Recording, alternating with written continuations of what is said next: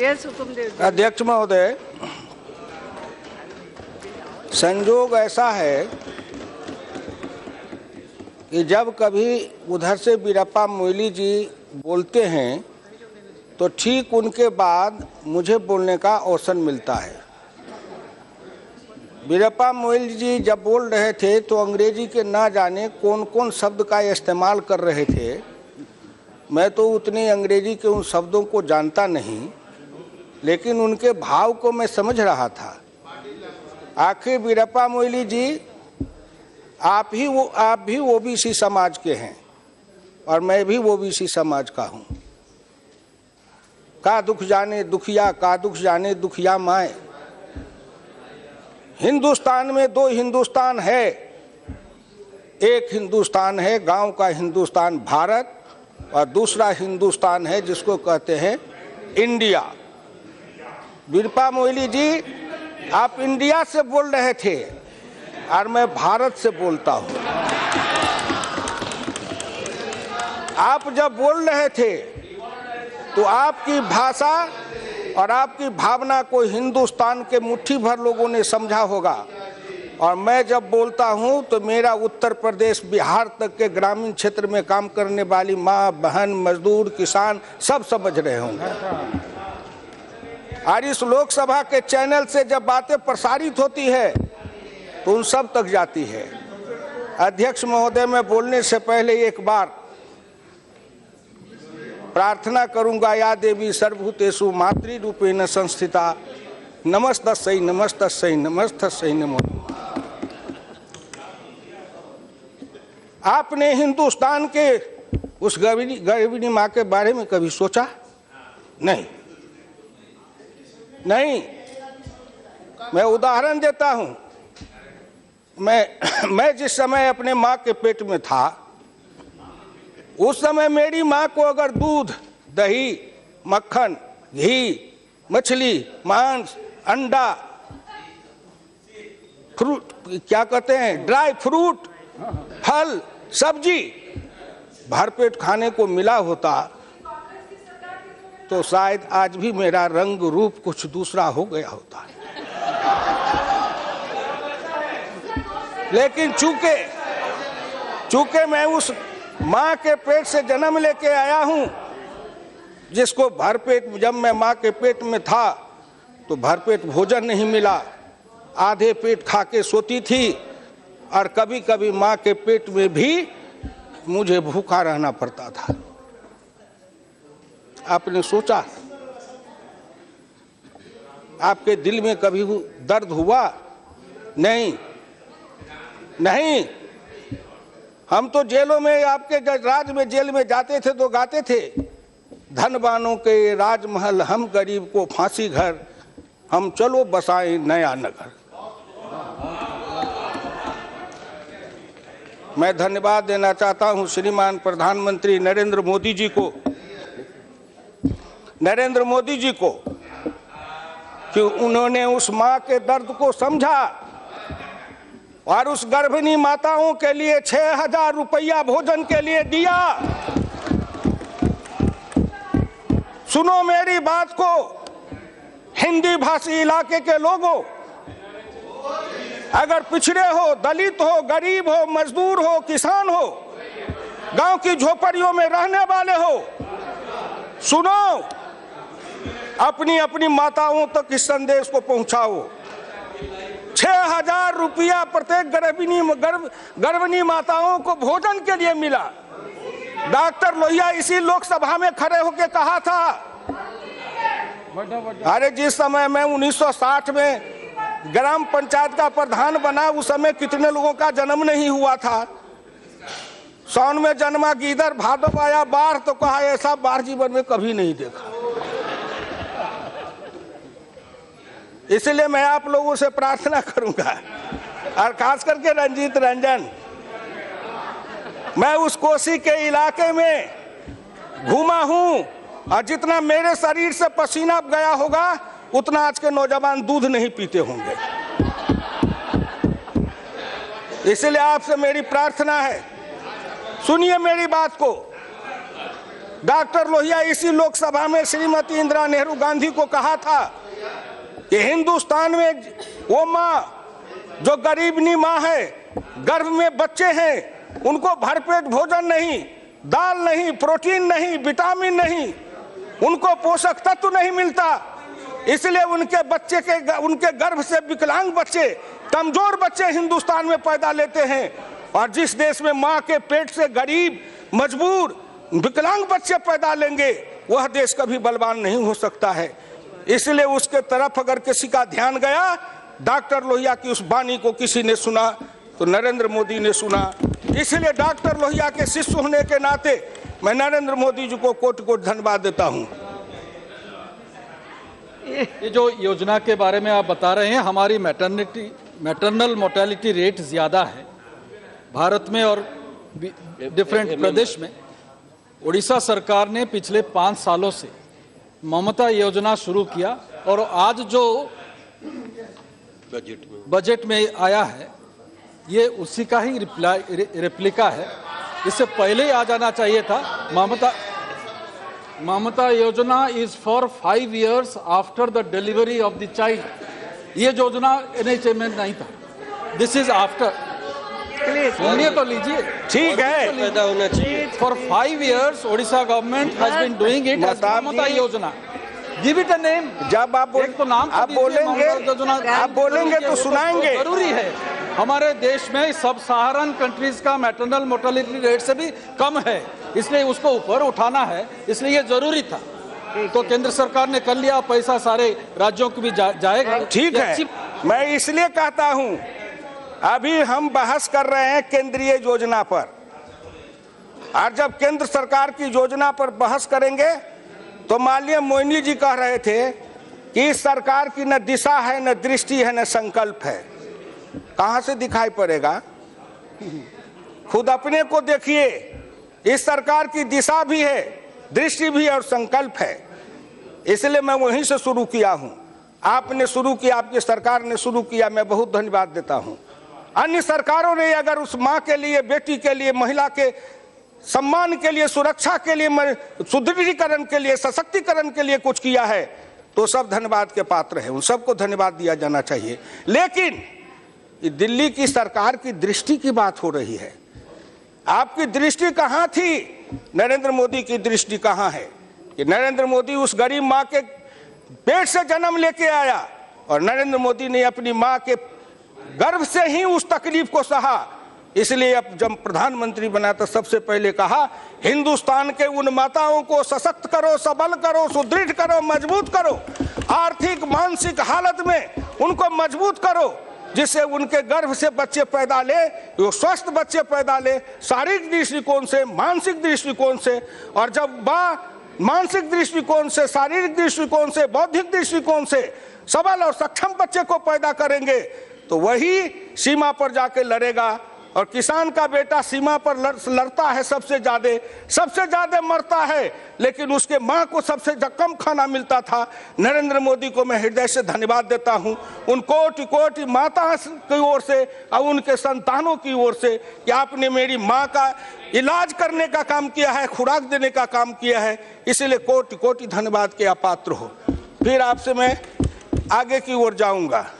आपने कहा दिशा, दृष्टि, संकल्प। क्या वित्त मंत्री जी के उस किताब को नहीं पढ़ा जिस किताब में उन्होंने जो लिखा है प्राथमिकताओं का निर्धारण? अंग्रेजी में भी है, हिंदी में भी है। अंग्रेजी वालों ने भी पढ़ा होगा, हिंदी वालों ने भी पढ़ा होगा। मैं इस व्यापक एजेंडा को आगे बढ़ाने के लिए अपने बजट प्रस्तावों को 10 विशिष्ट स्तंभों के अंतर्गत रखने का प्रस्ताव करता हूं, जिनमें निम्नलिखित शामिल है। नंबर 1 किसान, नंबर 2 ग्रामीण आबादी, नंबर 3 युवा, नंबर 4 गरीब और विशेष सुविधाओं से वंचित वर्ग, नंबर 5 अवसंरचना, नंबर 6 वित्तीय क्षेत्र, नंबर 7 डिजिटल व्यवस्था, नंबर 8 सार्वजनिक सेवा, नंबर 9 विवेकपूर्ण राजकोषीय प्रबंधन, नंबर 10 कर प्रशासन। 1 नंबर पर कृषि, दूसरे नंबर पर ग्रामीण विकास, तीसरे नंबर पर युवा। बाकी हिंदुस्तान तो इसी में समा जाता है। गांव, गरीब, मजदूर, किसान मिलके बनाए हिंदुस्तान। आपके बजट की प्राथमिकता क्या थी? गांधी जी ने दर्शन दिया था। गांधी दर्शन है नंबर 1 कृषि, नंबर 2 कुटीर उद्योग, छोटे उद्योग, नंबर 3 है बड़े उद्योग। सरदार पटेल के मरने के बाद आपने उस प्राथमिकता को बदल दिया।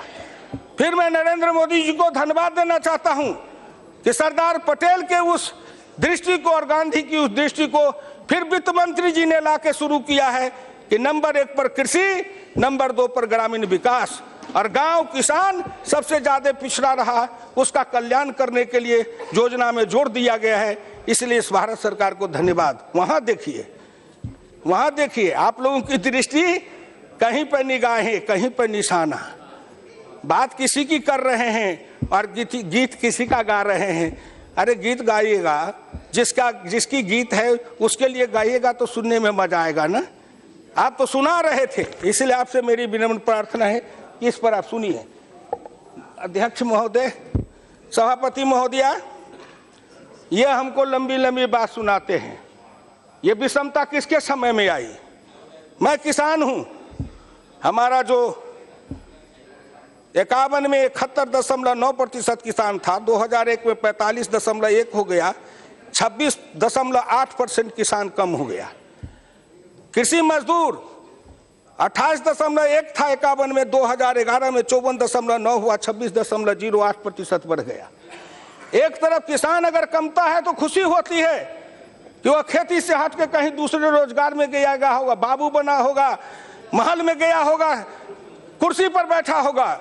लेकिन जब दूसरे तरफ देखता हूं तो 26.8% खेतिहर मजदूर बढ़ा। इसका मतलब जो किसान था उसको ये आपने खेतिहर मजदूर बनाया, जो खेती करने वाला था वो मजदूर बन गया। गांव में रहने वाला 26.8 था, वो घटते घटते गांव के अंदर से कम हो गया। 82.7 से 68.8, 14% कम हुआ। सोचा कि गांव का आदमी कम हुआ है, शहर में गया होगा, अच्छी दुकान बनाया होगा, कारखाना बनाया होगा, बाबू बनाया होगा। और जब दिल्ली में आए, रिक्शा चलाते, ठेला चलाते, फुटपाथ पर सोते, पेड़ के नीचे सोते। सबसे ज्यादा पूर्वी उत्तर प्रदेश और बिहार के जो नौजवान आते हैं दिल्ली में रोजगार खोजने, वो आए थे किसान का बेटा बन के, किसी भी जाति का हो। यहाँ रिक्शा चलाता है, ठेला चलाता है, मजदूरी करता है, फुटपाथ पर सोता है, पेड़ के नीचे रहता है। एक पेड़ के नीचे जन्मता है, पलता है, बढ़ता है, शादी होती है, दूसरे पेड़ के छाया के नीचे शादी होती है। कोई बड़े लोग हैं हनीमून मनाने के लिए स्विट्जरलैंड जाते हैं, और वो बेचारे अपना हनीमून उसी पेड़ के छाये के नीचे बनाते हैं। सड़क पर गाड़ी घोड़ा चलता है, गरीब का बच्चा हनीमून बनाता है। आपने कभी सोचा? आपने कभी उनके बारे में सोचा? क्यों नहीं सोचा? इसलिए कि आप जिस वर्ग से आए थे, वो वर्ग चरित्र ऐसा था, क्लास कैरेक्टर आपका ऐसा था कि आपने उसके लिए नहीं सोचा। नरेंद्र मोदी जिस वर्ग से आए हैं, इनका क्लास कैरेक्टर वैसा है, इसलिए उस वर्ग की ओर चिंतन करते हैं। ये तो दो भारत का संघर्ष है। मैं धन्यवाद देना चाहूंगा नरेंद्र मोदी जी को कि उन्होंने भारत में एक नए विचारधारा के साथ युद्ध को आमंत्रित किया है। न जाने युद्ध का परिणाम क्या होगा, लेकिन एक बात समझ लीजिए, युद्ध का परिणाम निकलेगा, अच्छा निकलेगा, क्योंकि गांव, गरीब, मजदूर, किसान ये सब अब जग गया है। और हिंदुस्तान के 85% लोग श्री नरेंद्र मोदी जी के पीछे खड़े हैं, और हिंदुस्तान के 15% लोग हैं, उनके बीच में युद्ध छिड़ा है, क्या आया है, और इसका निराकरण होगा। इसलिए आपसे मेरी विनम्र प्रार्थना है, इस पर सोचिए। हम कहते जाएंगे लेकिन आप तो सोचेंगे नहीं।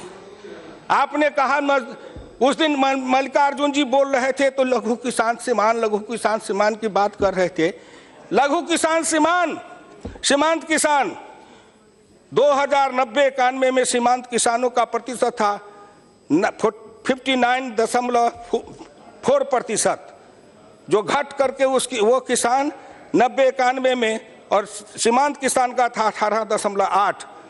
सीमांत किसान 2010-11 में हो गए 59% से बढ़ के 64-65%, और लघु किसान हो गया 18% बढ़कर 18.52%। ये सीमांत लघु किसान जितने सीमांत किसान थे वो छोटे लघु सीमांत किसान बन गए।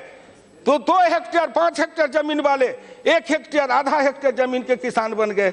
इसको किसने इस स्थिति में रहने के लिए मजबूर किया था? इसलिए कम से कम आपसे प्रार्थना करता हूं कि आप इसको सोचिए, ठंडे दिल से सोचिए। हाँ साहब, मल्लिकार्जुन साहब, या आप तो जिस पार्टी से आए हैं, हाँ कहिए। मैं आपकी भाषण में बड़े गंभीरता के साथ सुनता हूँ हमेशा, क्योंकि आप एक सोशलिस्ट पार्टी के बैकग्राउंड से आए हैं। पैदाइश से तो कांग्रेस से हुई, लेकिन लोहिया जी पहले कांग्रेस में थे, उसके बाद में सोशलिस्ट बने, वो उनके साथ वो जुड़े हुए थे। अब क्या हो गया है, अब बाल्यावस्था में कांग्रेस थे, जो गृहस्थाश्रम में सोशलिस्ट में रहे, अब संन्यास आश्रम आ गया बीजेपी के साथ है, तो बात और है। लेकिन बात यह है कि क्या आप ये जो लैंड रिफॉर्म्स लाके सबको, जो टेनेंट्स को जो बांटे गए जमीन है या सरप्लस जमीन जो बांटी गई है, उस सबको क्या है अब कंसोलिडेट करना चाहते हैं? क्या उनके लिए छोटे जो किसान हैं उनके लिए कुछ मदद करना चाहते हैं? श्रीमान जी, मैं उसको कंसोलिडेट नहीं करना चाहता, लेकिन मैं उसको फ्रैगमेंटेड भी नहीं करना चाहता। हम अगर एक तरफ वैज्ञानिक मशीनीकृत आधुनिक खेती की बात करेंगे, पहले हल बैल से खेती होती थी, अब ट्रैक्टर से खेती होती है। पहले मजदूर हंसुआ से गेहूं काटता था, अब कंबाइन मशीन से गेहूं काटता है। एक तरफ कहते हैं कि वैज्ञानिक खेती करो, मशीनीकृत खेती करो, और दूसरे तरफ जमीन का बंटवारा करो। वो भूमि सुधार नहीं था, भूमि सुधार नहीं था, भूमि का लूट था। भूमि सुधार का मतलब बहुत कुछ होता है, जिस पर आप बहस करेंगे तब हम कर लेंगे। आप इस एक बात सुनिए, अभी आपने कहा, भले आपने लोहिया जी का कहा, अभी जो माननीय प्रधानमंत्री जी ने ये बेनामी संपत्ति को छीनने के लिए जो कानून बनाया है और जेटली जी ने उसमें कड़े दंडों का प्रावधान किया है, तो आपने सोचा कि कहां से? सन 1955 समाजवादी युवक सभा के पूरी सम्मेलन में व्याख्यान देते हुए कांचन मुक्ति पर डॉक्टर लोहिया ने कहा था, अपराधियों के लिए उचित दंड की व्यवस्था रहनी चाहिए और विशेष रूप से अवैधानिक संपत्तियों को छीन लेने की। किंतु ऐसे कानून बनाने से पहले आवश्यक है कि उसके समर्थन में शक्तिशाली जनमत तैयार हो। नरेंद्र मोदी जी ने जनमत तैयार करने के लिए कई योजनाएं चलाई है कि जिससे वो समता समाज को लाने का काम कर सके और समता समाज भारत में आ सके। बेनामी संपत्ति छीने जाएंगे, किसके छीने जाएंगे? कल माननीय प्रधानमंत्री जी ने जब विस्तार से कहा था, और फिर कल यही विमुद्रीकरण पर शाम में माननीय जेटली जी अपने प्रतिभा से जवाब दे रहे थे, तो सभी के बाद सब चुप हो गए, किसी की वाणी नहीं निकली, कोई तर्क नहीं निकला। और जब तर्क नहीं निकला तो सदन से चल दिए। कोई बहाना चाहिए, इसलिए आप इस पर सोचिए, गौर से सोचिए। लेकिन मैं एक बात पूछना चाहता हूं मोदी जी, आप इतने आंकड़े उसमें से देते हैं, मैं आंकड़ा नहीं जानता, लेकिन मैं हरियाणा का किसान कहता है हिसाब यूं का यूं, बता कुनमा डूबा क्यों? हिसाब यूं का यूं, अब बता कुनमा डूबा क्यों? सब हिसाब तो ठीक है आंकड़े आपके, लेकिन हिंदुस्तान के अमीरी गरीबी में फर्क क्यों हुआ? हिंदुस्तान के गांव और शहर में फर्क क्यों हुआ? गांव के कृषि और उद्योग में फर्क क्यों हुआ? क्यों हुआ? आपकी नीति के कारण हुआ, आपकी योजना के कारण हुआ। अंकशास्त्री होते हैं आपके, वही अफसर, वही अंकशास्त्री, सब वही हैं, लेकिन आप इस बात पर कभी गौर नहीं किया। आपके सब कुछ वही हैं, लेकिन आप एक बात सोचिए कि हिंदुस्तान के अंदर, मैं आपको निकाल के बताना चाहता था कि हिंदुस्तान के अंदर कभी इसी लोकसभा में डॉक्टर लोहिया ने बोलते हुए कहा था, और उसको जरा गौर से समझिएगा कि उन्होंने कहा था कि जितने हिंदुस्तान में अंकशास्त्री हैं, वो अंकशास्त्री सांप, विषधर सांप के समान है।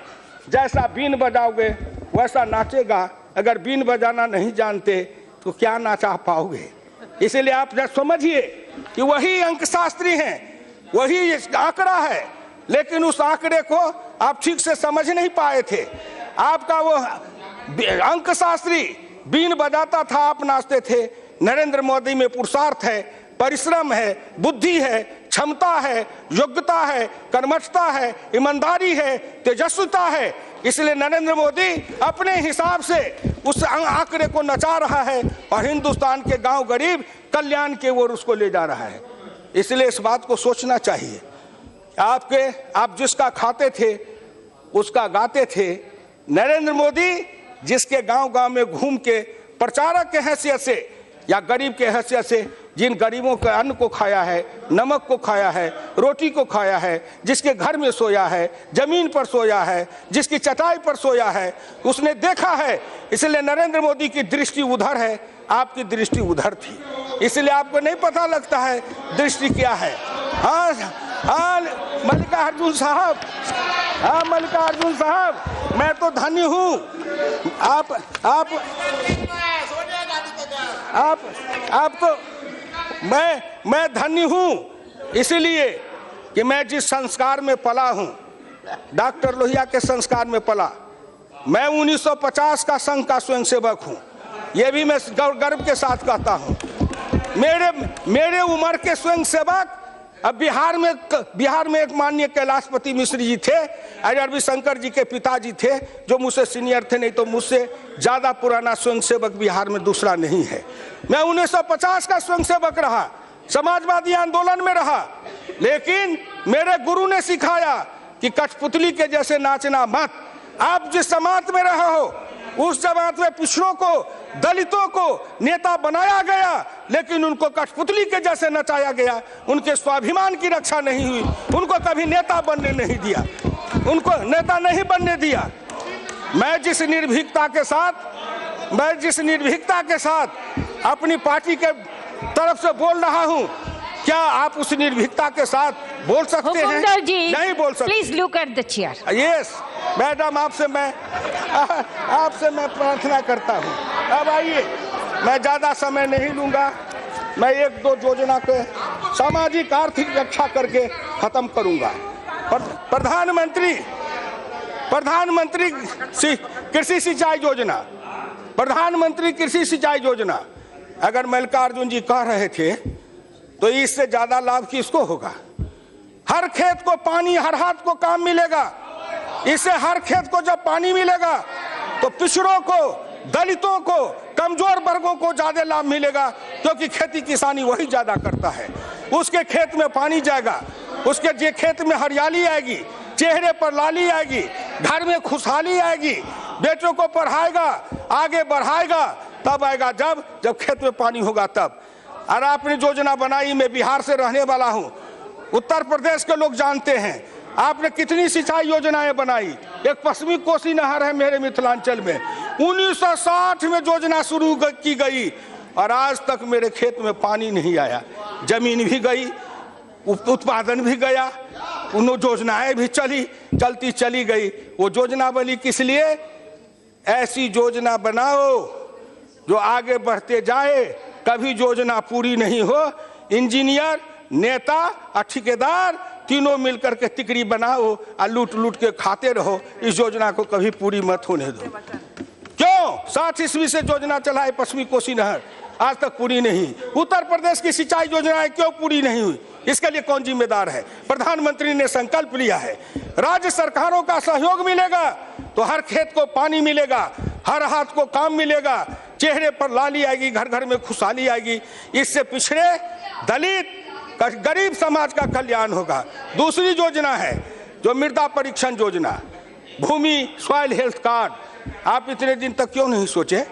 आप तो अंधाधुंध जमीन में खाद देते चले गए।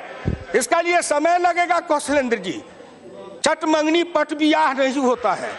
आप लोग तो ऐसे सोचते हैं चट मंगनी पट बियाह, जो मिथिलांचल में कहते हैं। हिंदुस्तान के अंदर ये 12 करोड़ हेक्टेयर जमीन है, उसमें मृदा परीक्षण का काम कोई आसान नहीं है। ये युद्ध स्तर पर इसके लिए कृषि विज्ञान केंद्रों को लैब दिया गया है। उसमें टेस्टिंग मशीन दिया गया है कि उससे जमीन की मिट्टी की जांच होगी और मिट्टी के स्वास्थ्य की जांच होगी, उसमें कौन चीज कमी है, यूरिया कम है, नाइट्रोजन कम है, फास्फोरस कम है, पोटास कम है, जिंक कम है, सल्फेट कम है, क्या कम है, ये जांच करने के बाद और किसान उसके हिसाब से उसमें डालेगा। अब मेरा बच्चा मेरे जैसा अनपढ़ गंवार नहीं है, अब मेरा पोता मुझसे ज्यादा होशियार है, क्योंकि कंप्यूटर से नेट से निकाल के सब कुछ को देखता है। आधुनिक खेती करेगा जब उसके हाथ में ये सब मिलेगा तो मृदा वाला काम उसी तरह है। उसी तरह लघु सीमांत किसानों को ऋण का आपसे मैं प्रार्थना करूं कि ग्रामीण गल्ला गोदाम की योजना अटल बिहारी वाजपेयी ने शुरू की थी, हमसे तो हिसाब मांगते हैं, आप 10 बरस में हिसाब दीजिए ना कितना ग्रामीण गल्ला गोदाम बनाए। इस योजना को ठप कर दिए, कहीं गोदाम नहीं है बिहार में, पैक्स में गोदाम नहीं है, पैक्स किसान का धान नहीं खरीद रहा है, सरकार का रेट है 1350 रुपए क्विंटल। मैं किसान हूं, अपना 120 क्विंटल धान 1200 रुपए बेच के बिहार में आया हूं। कहां है व्यवस्था बिहार सरकार की? बाकी कहते हैं यही है उत्तर प्रदेश में, किसान भटक रहा है। क्यों नहीं व्यवस्था की गई? गल्ला गोदाम क्यों नहीं बनाया गया? इसलिए नहीं बना कि अगर ग्रामीण गल्ला गोदाम बनेगा, पैक्स के अंदर धान खरीदा जाएगा, किसान को ज्यादा रेट मिलेगा, किसान खुशहाल हो जाएंगे, तो ये मिल चलाने वाले व्यापारी कहाँ जाएंगे? इसलिए किसान का गीत गाते रहो और व्यापारियों को लाभ पहुंचाते रहो। किसी का गीत गाओ, किसी को लाभ पहुंचाओ, इस पर जरा सोचिए। आपसे यही कहने के लिए मैं खड़ा हुआ हूं। आइए, भारत सरकार के लिए प्रधानमंत्री जी ने मुद्रा बैंक की स्थापना की। किसको लाभ मिल रहा है? जितने मिले उसको, जितना मिले उसको कौन दे रहा है? इसलिए आपसे सुनिए गौर करके, ये मुद्रा बैंक से बिना गारंटी के सेल्फ गारंटी पर 10 लाख तक का कर्जा दिया जाता है। आपने कभी इस पर सोचा था क्या कि खुद की जमानत बन के और 10 लाख तक रुपया मिले? ये गरीब लेगा, ये गरीब को मिलेगा, किसान के बेटे को मिलेगा, मजदूर के बेटे को मिलेगा, पिछड़ों के बेटे को मिलेगा, दलित के बेटे को मिलेगा, समाज के उपेक्षित, उपहासित, कमजोर वर्ग को मिलेगा, उसके घर में खुशहाली आएगी। एक कौशल विकास योजना क्या है? चमड़े का काम, लोहे का काम, गिट्टी का काम, मिट्टी का काम, ये काम कौन करता है? ये सभी काम करने वाले हैं पिछड़े और दलित समाज के लोग। उनके कौशल विकास है, उनके हाथ में कौशल है, लेकिन कोई प्रामाणिकता नहीं थी। नरेंद्र मोदी ने सोचा कि ITI में कहाँ पढ़ने जाएगा, IIT में कहाँ पढ़ने जाएगा, इसीलिए गांव-गांव में कौशल विकास योजना के लिए प्रशिक्षण केंद्र बनाया। 3000 रुपया उनको प्रशिक्षण के समय में मिलेगा और गांव में बैठ करके अपने कौशल की लोगे, उनको एक सर्टिफिकेट मिलेगा, राज का मिलेगा, मिस्त्री का मिलेगा, हरवाहा का मिलेगा, कोदारी चलाने का मिलेगा। सब काम ग्रामीण क्षेत्र में करने वाले उन गरीबों को कौशल विकास का प्रमाण पत्र मिलेगा, वो भी एक सर्टिफिकेट जेब में लेके जाएगा। क्योंकि हमको कहा जाता था अनस्किल्ड लेबर हो, किसान अनस्किल्ड लेबर है और बाकी लोग स्किल्ड लेबर हैं। मैं एक बार अपने खेत में हल चला रहा था, मेरे गांव के बगल में डिफेंस का हवाई पट्टी है, जहाज उड़ रहा था, तो मैं रुक गया। मैंने सोचा ये ऊपर से कुछ बोल रहा है हवाई जहाज उड़ाने वाला, तो मैं अपने अंदर से कहा क्या बोल रहा है? तुम यही कह रहा है कि मैं टेक्निकल हूँ, हवाई जहाज उड़ा रहा हूँ। तू जा हवाई जहाज उतार के आ, अब मेरा हल का मूठ पकड़ के जोत के बता। हवाई जहाज उड़ाने में, हवाई उड़ाने में मैं नॉन टेक्निकल हूँ, हल चलाने में तुम नॉन टेक्निकल हो, दोनों का सौदा बराबर है। तेरी विद्या हम न जाने, मेरी विद्या तुम न जाने। आज किसान की बात करने वाले बड़े बड़े नेता हैं। वीरेंद्र जी उस दिन कह रहे थे कि उनके आगे में गाय या भैंस रख दीजिए तो भी नहीं पता लगेगा दूध आगे से निकलता है कि दूध पीछे से निकलता है। काली भैंस काली गाय में फर्क न करे। अच्छा जावे जो किसानी की बात करते हैं, हम वो नेता नहीं है जो नाटक करते हैं। सिनेमा में एक हीरो आता है, हल चलाता है, कंधे पर जुआ रखता है, एक तरफ बैल को जोतता है और फटे कपड़े फाड़ के, जिस अच्छे कपड़े को फाड़ के लैला मजनू का खेल करता है। उसी तरह राजनीति में लैला मजनू का खेल है। फटा कपड़ा लेकर मंच पर लोग दिखाते मेरा फटा है। अरे फटा है, लेकिन वो क्या दिखा रहे हो? बोलो ना, बचपन में क्या फटा था? हम तो बचपन में फटे कपड़े पहने थे, हम जिस समय थे उस समय ये जीन्स फिन्स ये पैंट पतलून नहीं था। हम तो जो अंडर पैंट पहनते हो आप, वो डोरी वाला पैंट पहनते थे, अब बोरे की टाट पर बैठते थे, गांव में बैठ के बासी भात खाते थे।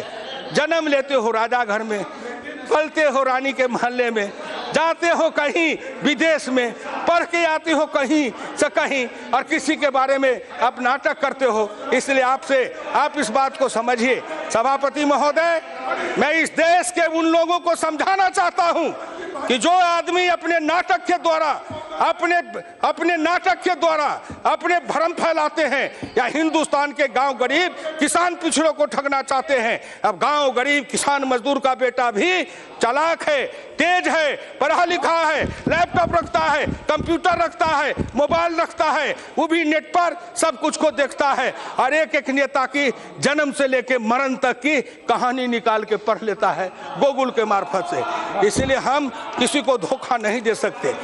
आखिर में मैं कहना चाहूंगा, एक एक योजना को लीजिए जो प्रधानमंत्री जी ने गिनाया, वित्त मंत्री जी ने गिनाया, उन सभी योजनाओं को लीजिए। गांव में सड़क बनाने के लिए प्रधानमंत्री ग्रामीण सड़क योजना अटल बिहारी वाजपेयी ने चलाया था। उस समय मैं उनके साथ मंत्री था। क्यों चलाया? गांव में सड़कें नहीं। मैं उसी इलाके में जन्म लिया हूं सभापति महोदय कि बाढ़ के समय जब चलता था उसी इलाके से संतोष जी हैं। जब उस कोसी के इलाके में, कमला के इलाके में बरसात के समय चलता था, अगर चलना होता था तो 3 किलोमीटर साइकिल चढ़े मुझ पर, 6 किलोमीटर हम चढ़े साइकिल पर, कभी साइकिल मुझ पर, कभी मैं साइकिल पर। क्यों? इसलिए कि सड़कें नहीं थी, कीचड़ कादो, और हमारी बेटी शादी करके आती थी भग घुटना कीचड़ में जा करके तब अपने ससुराल जाती थी। ऐसे भारत के दर्द को समझा श्रीमान अटल बिहारी वाजपेयी ने, समझा। उन्होंने प्रधानमंत्री ग्रामीण सड़क की योजना शुरू की। रुको, गांव की गरीबनी बेटी रुको, पिछड़े दलित की बेटी रुको, अब तुम भी पैदल नहीं जाओगी, तुम भी ससुराल से आओगी, जीप गाड़ी पर बैठ के अपने ससुराल तक जाओगी। तुम अब गरीबनी नहीं हो, तेरे भी भाग्य भविष्य बदलेंगे। 10 बरस आपने राज चलाया, प्रधानमंत्री सड़क योजना को ठप कर दिया। पैसा नहीं है, राज्य सरकारें पैसा मांग रही हैं, बहाना बनाते हैं। ऐसा किया कि 3 बरस की योजना को 1 साल में चालू किया कि थोड़ा थोड़ा ईंट धर दो, कहीं का ईंटा कहीं का रोड़ा, भानुमती ने कुनबा जोड़ा, शिलान्यास कर दो, ईंटें डाल दो, सड़क बनेगी नहीं। गांव को कहेंगे, लोग को एक वोट इसी पर लड़ेंगे। लेकिन गांव के लोग इतने मूर्ख थोड़े हैं।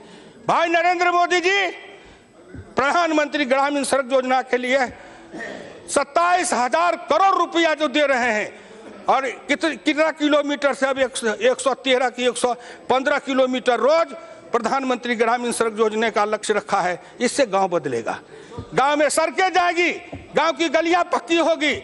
आपने मनरेगा चलाया, मैं कहता हूं सारे पैसे से लेके हमारे गांव की गलियों को पक्कीकरण कर देते, ग्रामीण सड़कों को पक्कीकरण कर देते, हमारे ट्रैक्टर चलाने का रास्ता देते, हमारे मशीन चलाने का रास्ता देते, हमारे मोटरसाइकिल चलाने का रास्ता देते, गांव में गाड़ी जाने का रास्ता बनाते, गांव का कायाकल्प पर कल्याण हो जाता। सड़क सबसे ज्यादा रोजगार और सबसे ज्यादा विकास का साधन है। आपका ध्यान उस ओर क्यों नहीं गया? बात करने से नहीं, काम करके दिखाओ। नरेंद्र मोदी बात में नहीं, काम पर विश्वास रखते हैं। इसीलिए आपसे मैं कहना चाहता हूं कि जरा इन बातों पर गौर से सोचिए। कहते हैं कि हुआ क्यों नहीं? बताइए साहब, 60 वर्ष तक, 60 साल तक आप, 2 साल, 2.25 साल तक की सरकार, 60 वर्ष में आपने किया नहीं।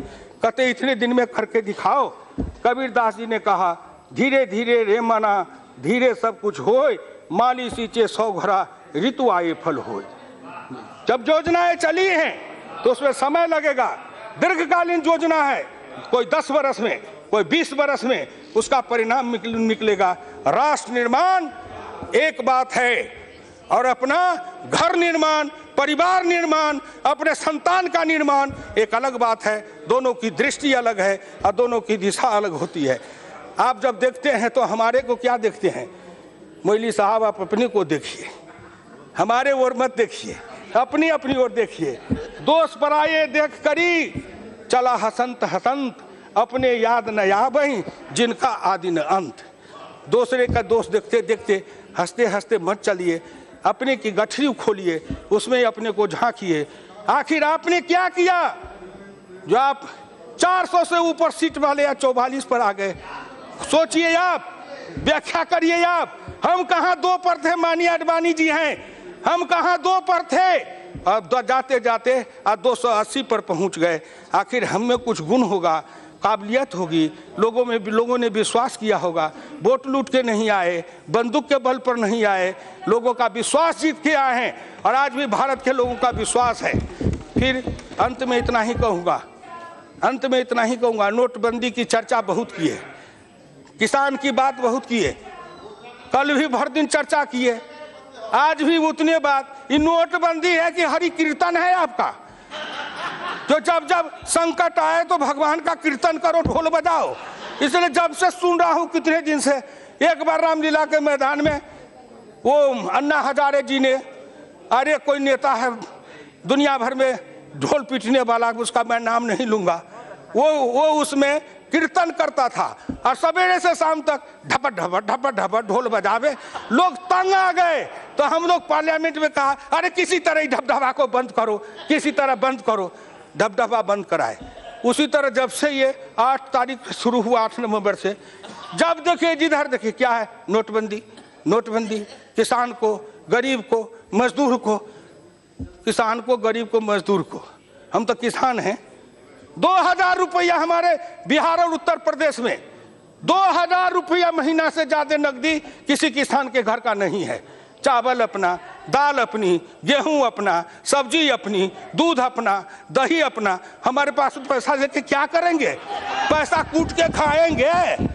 हमको तो 2000 में महीना चलता है। 4000 रुपया का बदली आया कि बदल लो, किसी तरह बचा के 4000, 2000, 5000 रुपया घर में रखे थे, एक दिन में बदल के ले आए और 3 महीना 4 महीना तक घर में 6 महीना तक खर्चा चलाए। कलेजा फटता है उनका जो 5 स्टार होटल में जाते थे, राजा रानी रहते थे। उस सूट का किराया एक दिन का 1 लाख 1.5 लाख। एक होटल में मैं गया तो कहा यहाँ एक सूट है, उसका 5 लाख एक रात का किराया है। मैंने कहा चल भैया थोड़ा दिखा दे कि उसमें क्या है। मैं गया तो मैं पूछा इसमें रहने वाला मरता है कि नहीं? तो कहा मरता तो सब है। हम कहा जब इसमें भी मरना है तो इसी में आके कहाँ मरेंगे? इतने बड़े घर में भगवान भी डर जाएंगे। इसीलिए उस झोपड़ी में रहने वाले की बात करिए। आप उनकी बात करते हैं जो पैसा खर्चते नहीं हैं, पैसा को फूकते हैं। आप उनकी बात करते हैं जो पैसा खर्च नहीं करते हैं, पैसा को उड़ाते हैं, पैसे को लुटाते हैं। एक बार इसी सदन में चर्चा हुई, इतने पैसे उतने पैसे चर्चा में आई। एक मेरे साथी, संजोग से मैं नाम नहीं कहूँगा, वो बड़े हैं, एक दिन उनके पास गए तो वो बोतल निकाल के पीने लगे। हमने कहा कौन शरबत है? तो उन्होंने कहा बिलायती है, विदेशी। हम कहा विदेश में भी शरबत बनता है, इसकी कितनी कीमत है? तो 45,000। मैं दिमाग में जोड़ने लगा, बाप रे बाप, 45,000 का शरबत तो जीवन में नहीं पी पाएंगे। ये एक बोतल, तो आपको उनकी चिंता है जो 45,000 के बोतल का शरबत पीते हैं, उनका क्या होगा? अरे उनका क्या होगा? बहुत मौज उड़ाए हो, बहुत मस्ती किए हो, देश का खजाना लूटे हो, लुटवाए हो, बांट करके खाए हो। नरेंद्र मोदी आएगा, ऐसा ताला लगाएगा कि सबका दिवाला निकल जाएगा। गांव गरीब किसान मजदूर खुशहाल और अमीर बन जाएगा। उसके बेटे के चेहरे पर लाली आएगी, उनके घर में खुशहाली आएगी। इसलिए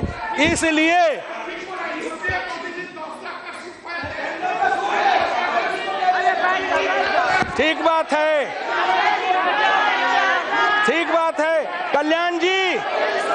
कल्याण जी आप मेरी बात न समझेंगे क्योंकि आप तो अच्छे वकील हैं, ना? हाँ, जो ज्यादा पैसा देगा उसका बहस करते हैं। आप वकील हैं उसके, जो ज्यादा फीस देगा उसकी बहस करेंगे, कागज भी न पूछेंगे उसने क्राइम किया है कि नहीं किया है, बहस कर देंगे।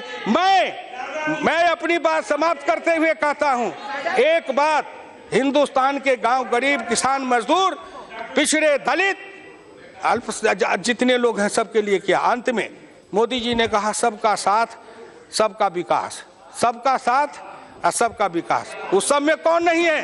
हिंदू है, मुसलमान है, सिख है, ईसाई है, गरीब है, अमीर है, पिछड़ा है, दलित है। सबका साथ सबका विकास। खेत में पानी, सबके खेत में पानी। हर हाथ को काम, सबके हाथ के काम। हर के चेहरे पर लाली, सबके चेहरे पर लाली।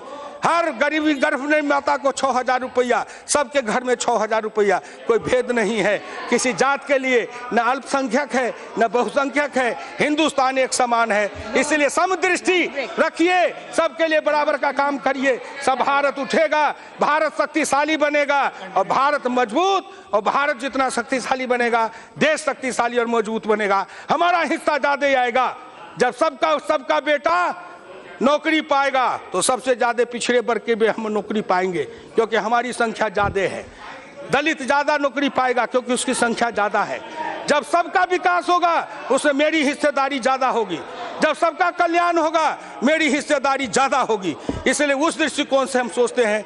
तो नरेंद्र मोदी जी की योजना ने हिंदुस्तान में आर्थिक परिवर्तन, सामाजिक परिवर्तन, राजनीतिक परिवर्तन, सांस्कृतिक परिवर्तन और धार्मिक परिवर्तन, ये सब की ओर जो आगे बढ़ रहे हैं, इसी से हिंदुस्तान का कल्याण होने वाला है। इसीलिए मैं इस बजट का समर्थन करता हूं, ईश्वर से प्रार्थना करता हूं कि हे ईश्वर, नरेंद्र मोदी की रक्षा करिए। अगर कोई संकट आवे तो हम लोगों पर थोड़ा थोड़ा बांट दीजिए, लेकिन नरेंद्र मोदी के ऊपर कोई संकट नहीं आवे। वो गांव, गरीब, किसान का नयन का तारा है, हृदय का, दिल का धड़कन है। उसकी रक्षा आप करना, जिससे वो आगे कुछ करके दिखाएंगे। धन्यवाद।